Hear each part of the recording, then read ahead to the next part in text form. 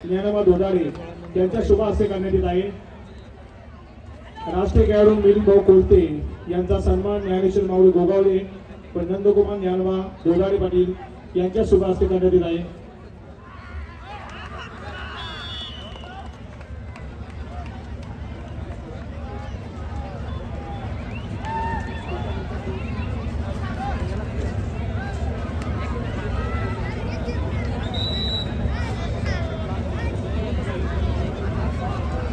राष्ट्रीय खेळाडू मिलिंद भाऊ कोलते यांचा सन्मान ज्ञानेश्वर माऊली गोगावले पाटील व नंदकुमार ज्ञानोबा दोदारे पाटील यांच्या शुभ हस्ते करण्यात येत आहे।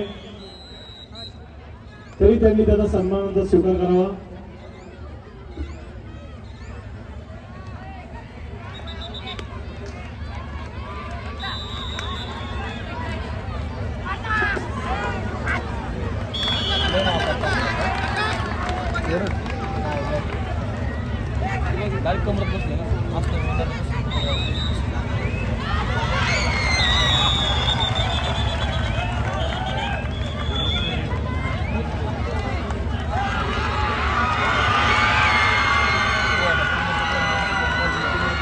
रायगड खालचे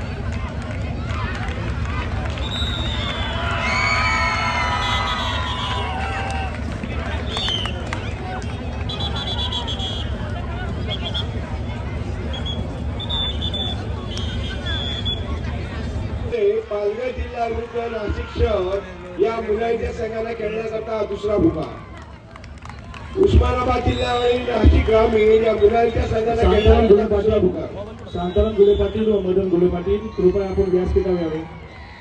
मुली ठाणे शहर विरुद्ध सातारा जिल्हा या मुलींच्या संघाला दुसरा भूभाग। अहमदनगर विरुद्ध पालघर जिल्हा या मुलींच्या संघाला दुसरा भूभाग। कोल्हापूर जिल्हा विरुद्ध लातूर जिल्हा या मुलींच्या संघाला दुसरा भूभाग।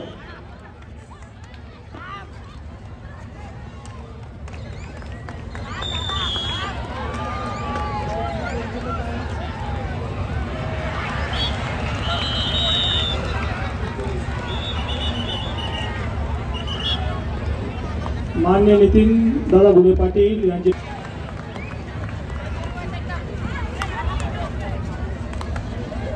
मान्य चंद्रकांत दादा काटे पाटील यांचा सन्मान शांताराम गुले पाटील व मदन दादा गुले पाटील यांच्या शुभ हस्ते करण्यात येत आहे। कृपया चंद्रकांत काटे यांनी स्टेजवर यावे।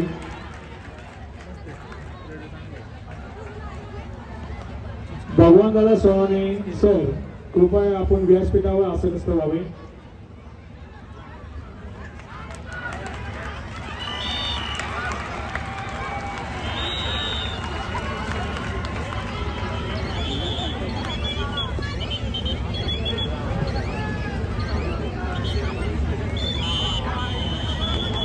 मान्य चंद्रकांत दादा काटे यांचा सन्मान शांताराम गुले पाटील व मदन गुले पाटील यांच्या शुभ हस्ते करण्यात येत आहे।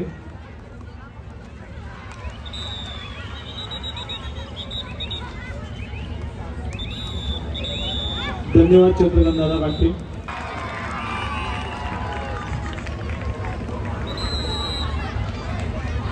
भगवान सोनावणे सर यांचे क्रीडानगरी सहर्ष स्वागत. कृपया सर आपण व्यासपीठावर आसनस्थ व्हावे. भगवान सोनवणे सर.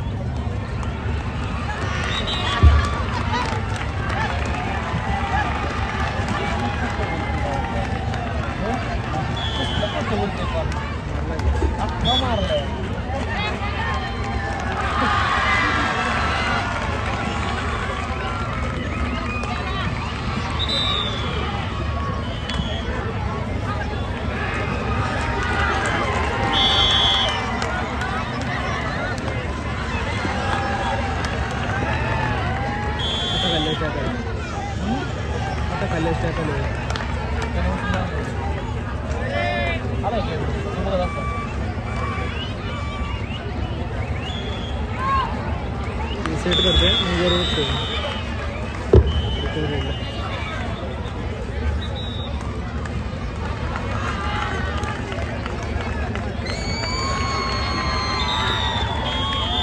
या क्रीडानगरीमध्ये नुकतंच ज्यांचं आगमन झालेले आहे ते सोनवणे सर. आपणास विनंती आहे आपण मंचावर येऊन स्थानापन्न व्हायचे.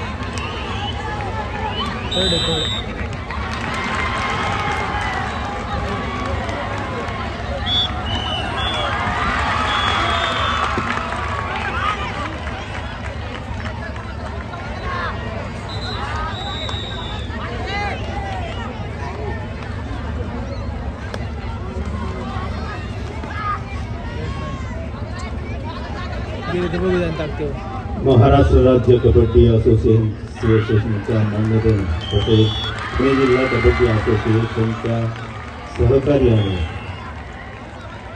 महाराष्ट्र विधानसभा उपाध्यक्ष आणि पिंपरी विधानसभा सर्व संघचालक तसेच तमाम ग्रामस्थ यांचं राकेश भाऊ घुले कबड्डी असोसिएशनच्या वतीने आदरपूर्वक स्वागत. आजच्या स्पर्धेसाठी ज्ञानप्रबोधिनी विद्यालयाचे सन्माननीय सोनवणे सर उपस्थित झाले. ज्ञानप्रबोधिनी विद्यालयामध्ये ज्यांनी कबड्डीमध्ये अनेक राष्ट्रीय खेळाडू घडवले असे आमचे सोनवणे सर यांना मी विनंती करतो आपण आपला सन्मान स्वीकारण्यासाठी मंचावर यायचे. हा सन्मान देण्यासाठी संकेत हिरामन घुले आपणास विनंती सोनवणे सरांना सन्मानित करण्यासाठी यायचंय.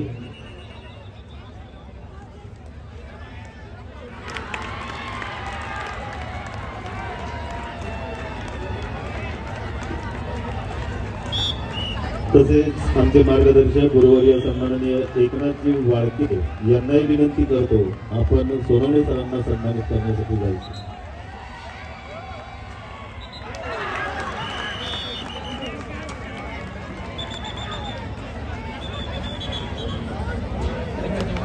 Scoreboard, electronic scoreboard.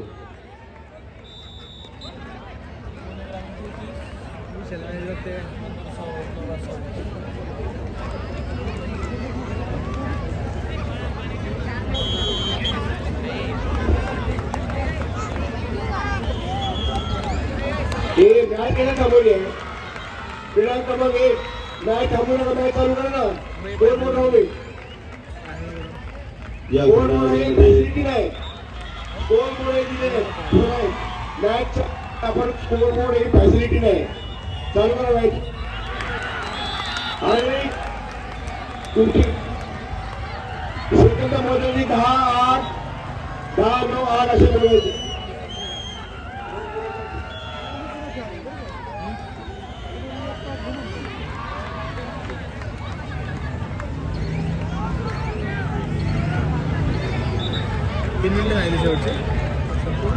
राष्ट्रीय खेळाडू सन्माननीय नवनाथ लांडगे यांचं या क्रीडा नगरीमध्ये आगमन झालेलं आहे. राकेश उघडे युवा प्रतिष्ठानच्या वतीनं त्यांचं आदरपूर्वक स्वागत.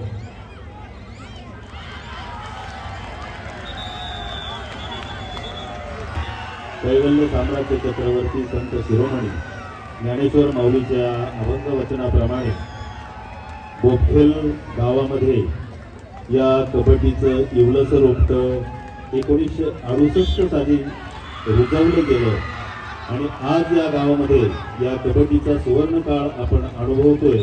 आपण सर्वजण या सुवर्णकाळाचे साक्षीदार आहोत.